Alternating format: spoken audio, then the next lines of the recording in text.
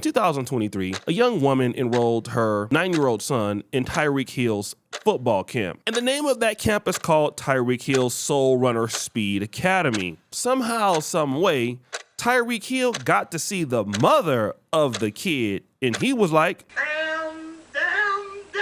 He saw that ass and went crazy. He got in the inbox and he was like, yo, who is you? You know, I'm trying to see who you is, mom. Yeah, I'm trying to see who you are too. And so what'd she do?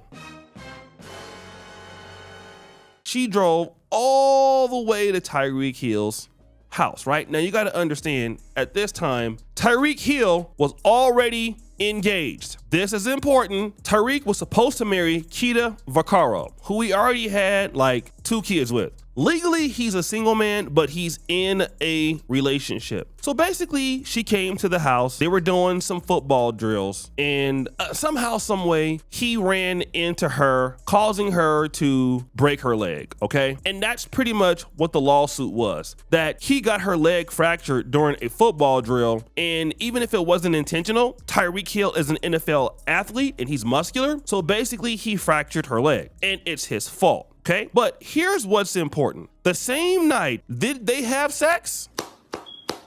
Then after her leg was supposed to be hurting, she stayed at Tyreek's mansion for several days, not going to the hospital. But did they have sex again? Yes, the cheek clapping just kept on happening. I guess, you know, sexual positions are very good when your leg is hurt. I didn't know that. Maybe I gotta try that one time. Maybe I'll go out there and break my damn leg and see how good the booty clapping is. Maybe I'm gonna try that one day. Let's get back to this. I'm doing too much clapping on this episode. I wanna talk about this idea of Tyreek Hill and Sophie Hall. After all of this, she going out there playing the victim. Oh my God, I was taken advantage of. It's not right, I was battered. He battered me. Yeah, probably from the back. But anyways, let me get back to the sad stuff. He took advantage, he hurt me, all of this stuff, right? Okay, cool. Now, Tyreek Hill basically was trying to ignore all this. He divorcing his wife, he having all kind of kids. I mean, just no sexual discipline at all in all this. Finally, the court date comes, okay? The court date comes, the first date, you know, we just got through with Stefon Diggs. So the first day ends, and Stefon Diggs is getting all this publicity, and Tyreek Hill is right after that. But the second day of the trial, what happened? So the case wasn't actually streamed, but on day 1, Sophie Hall took the stand. And on day 2, which is today, Friday, she was supposed to continue testifying, but instead it was announced that the 2 of them have reached a settlement and she will be dismissing the lawsuit. So all of a sudden he want to settle out of court and he gonna say he going to Disneyland. And I thought this was important because, you know, I really want to talk about like Tyreek Hill. I like Tyreek Hill, man. I mean, he killed us in the Super Bowl with the 49ers in 2020. But I want to talk about the brother because he had a lot of problems. He was at Oklahoma State as a wide receiver. Domestic violence is something that, against his ex-girlfriend, broke his career up. He ended up at, I think, West Georgia or West Alabama. And then he probably wouldn't have got drafted if Andy Reid didn't take a risk on him, which was the 5th round. So Tyreek Hill got picked up in the 5th round. Tyreek Hill should have learned from this experience that, listen, I got a second chance at life. Maybe I ought to stop all this no condom clapping. Like, maybe I should sit my ass down somewhere and just stop this. Maybe I should just quit. But did he do so? Hell no. And I'm gonna tell you this what happened to a lot of black men. Tyreek Hill, you know, I'm not gonna say, you know, what he looked like. I think he looks normal like any other guy. But it is my opinion that his type of woman that he wanted when he was growing up, he couldn't get that. So now that he got leverage, and you all kind of see the kind of women that we see Tyreek Hill, Latinas, racially ambiguous, you know, thick single moms, white. Like we see what these dudes want. Okay. And then you go ahead and then you work hella hard to get to the NFL. You work hella hard to get to where you at, only for you to give it away to somebody who don't got nothing. Like if you were to think about what's going on here with Keita Vaccaro, you know, her mom was calling the police on him saying that he's threatening and all this stuff. She just wanted all that money. And probably one of the reasons why she wanted that money, because you're not taking care of your business. You can't be going around here cheek clapping all these women and then sitting back back thinking that they just gonna stay. Nah, like you're embarrassing the wife, even if she was really liking you and she wanted to stay with you. Of course, all she had to do was be good looking, and then for you, well, you just got to come up with all the goddamn money. So now you're at that position in your dusty life. You're exchanging literally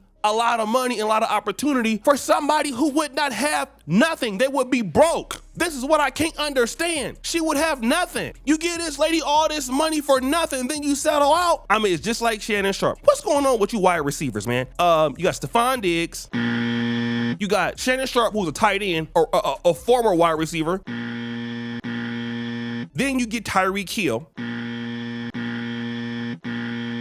And all of y'all getting exposed by all these different women that's not black. I don't get it. All of them Dominican or Hispanic. I'm not saying Dominican, but Hispanic look. One's white, another one's Hispanic. You're getting broke. Then all they gonna do is take your money and go back to somebody that they really want, and they're gonna pay for it. You're giving your money to somebody that's gonna get to be out there booty clapping for nothing. So what was it worth it, all this hard work? Then here's the sad part. You can't let this get to trial for real. The ending, you wanna know why? Cause she actually had the damn fracture. That's why. See, what the girl that Stefon Diggs was dealing with, Myla Adams, all of that was very subjective. She really couldn't pull that off. And the reason why she really couldn't pull it off is because, I mean, all you gotta do is look at her stupid self dancing. All you gotta do is looking at her dancing on the night that she said that she was battered and bruised. And once that video comes out, you ain't got no opportunity to say nothing else. That's it. She said she was dancing. They found her, hanging out with her friend and all this other stuff. You look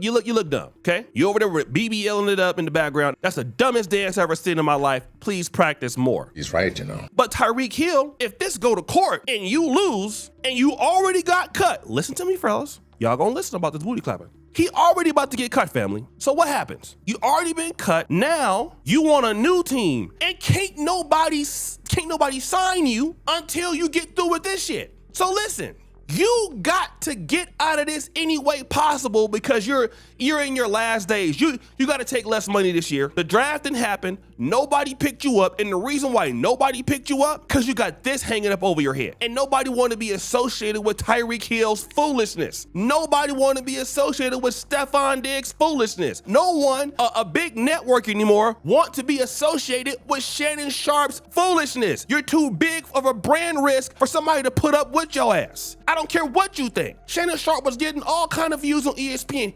I ain't never seen nobody fumble the bag like him. I'm talking about Ricky Waters in the NFL fumbling. This is the dumbest shit I ever seen in my life. You literally have ESPN promoting you every day when you're up there with Stephen A. Smith. You can't go to the restroom or something and handle yourself. No, you gotta send all of these little, I'm going to do this to you. I'm gonna do that to you. And so she always talking about, put a big black baby in me. Yeah, 20 million. She done took your money and she done converted herself to be a Jehovah Witness or went back to God, whatever the hell she doing. And the same thing here. This is a chick that brought her 9-year-old son to your camp. Do you know how thirsty you gotta be? Like, how many women don't got kids? Let's pray on the lady that brings the kids to the camps. So now everybody gonna say, don't enroll your kid at Tyreek Hill football camp, because not only is he gonna clap their cheeks, he gonna fracture their leg too. So now the NFL gotta look at all of this. If I'm a GM and I already know that it's a hard time dealing with you wide receivers. You wide receivers are divas. Y'all got attitudes. Y'all always talking. So now I gotta put up with your ass to have you on my damn team. Hell no, I'm not gonna sign you. I will sign somebody else out the NFL draft for the minimum while you over there having all these booty clapping cases and you recovering from a damn injury. I'm not bringing you on my team. Hell no, you got too much going on. Brother, I'm sorry. Stefon Diggs, you out there on the boat with pink cocaine. I can't sign you. You gonna clap all the cheerleaders and then snort the drugs? Like, you're a risk to everybody. There's no telling what these NFL wide receivers will do. And I hate to say it, they black. Yeah, you gotta have black. You never see the white wide receivers doing nothing. Or even the black cornerbacks. It's always wide receivers, not even running backs. And running backs, they typically not that bright historically. But I'm just saying, you never see them having no problem. Always the wide receivers do the most crying and the most clapping, getting in the most trouble, got the most lawsuits, and now you gotta settle this so somebody can sign you before the team starts. So you ain't got no leverage now. So now you gotta pay whatever they asking for, because you don't want this to come to a decision. Because if it comes to a decision, it's no denying, even if she stayed there throughout that pain, you still fractured the leg. It's not, well, why didn't fracture her leg? No, she fractured her leg. They got proof. They got proof. So you look stupid. The question was it worth it? Now, for you brothers out there that got a preference, I'm gonna tell you one thing. It's okay to have your preference, but goddamn it, your preference better have a preference for your ass too. That's what needs to happen. Your preference better prefer you and not just your money. Your preference better prefer you and not just what you can do for them. Because ultimately, you're gonna end up looking stupid like this. And guess who gonna be there to talk about your ass? Me. I'm here to talk about y'all. Every time y'all do something stupid like this, I'm gonna be here to say something about it. And I usually don't even get this damn mad, but I'm so tired of y'all.